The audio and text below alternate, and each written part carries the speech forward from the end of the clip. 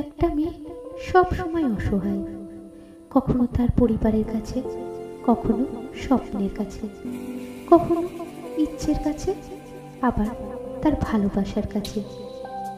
একটা মেয়ে তার জীবনের প্রত্যেকটা সময় অন্যের জন্য বেঁচে থাকে। জন্মের পর বাবা মায়ের জন্য, বিয়ের পর স্বামীর জন্য, সন্তান হওয়ার পর সন্তানের জন্য। তার জীবনে কোনো চাওয়া পাওয়া থাকে না, যা থাকে সেটা হলো সবাইকে নিয়ে বেঁচে থাকার স্বপ্ন।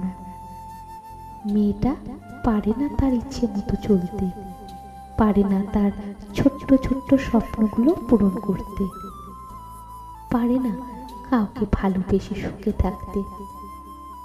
যদি মা বাবার কথা মতো চলে তাহলে মেয়েটি খুব লক্ষ্মী মেয়ে, আবার যদি তাদের অবাধ্য হয় তাহলে খুব খারাপ মেয়ে।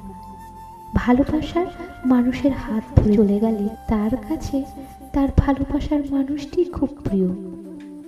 যদি তার কাছে না গিয়ে পরিবারের কথা মতো চলে তাহলে সেই স্বার্থপর, বেঈমান, প্রতারক, বিশ্বাসঘাতক, সবার কাছে সেই মেয়েটা অসহায়।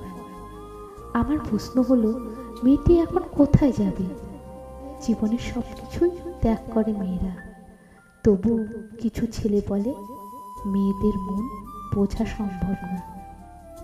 আমি বলি, তোমরা তোমাদের মাকে ভালোবাসো, তাকে বুঝতে শেখো ওই মানুষটা কি কি ত্যাগ করেছে তোমাদের জন্য। তাহলে একটা মেয়ের মন বুঝতে পারবে সহজে। সব মেয়েরা ছেলেদের পকেট ভর্তি টাকা চায় না। কিছু মেয়ে আছে যারা চায় একটু কেয়ার, একটু ভালোবাসা চায়। মেয়েদের অসম্মান করো না, কেননা তুমিও একটা মেয়ের পিতা, ভাই বা স্বামী। মেয়েদের একটু সম্মান করো, তাহলে বুঝতে পারবে কি চায় একটা মেয়ে। আজকাল অনেক ছেলে মেয়েদেরকে নিয়ে বাজে কথা বলে। আরে একটা মেয়েকে বুঝতে হলে ন্যূনতম মেধা বা যোগ্যতা লাগে।